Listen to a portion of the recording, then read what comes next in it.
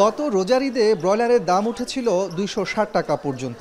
এরপর দীর্ঘ সময় ২০০-র ঘরে ছিল মুরগির বাজার।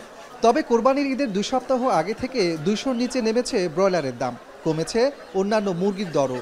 শনিবার চট্টগ্রামের বাজারে প্রতি কেজি ব্রয়লার মুরগি বিক্রি হয় ১৮০ টাকায়।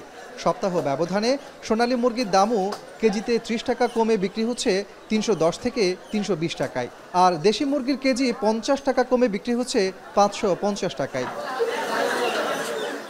বিক্রেতারা বলছেন, কোরবানির ঈদের আগে ও পরে নির্দিষ্ট সময় ৩০ থেকে ৪০% কমে মুরগির চাহিদা।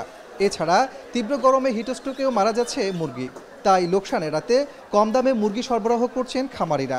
তবে দাম কমলেও সে অনুযায়ী বাড়েনি বিক্রি।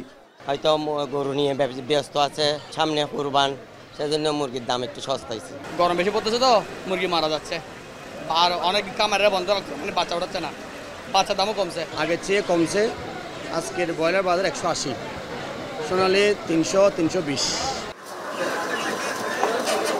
দাম কমায় খুশি ক্রেতারা।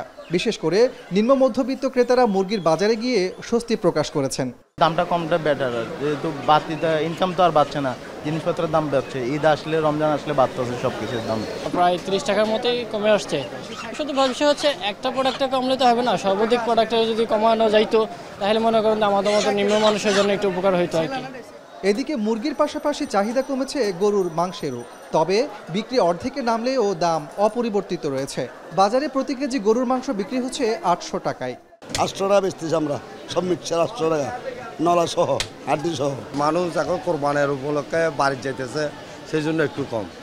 আর গরুর দাম একটু সরা, আমরা গরু এমন তেমন জবকতা পাচ্ছি না।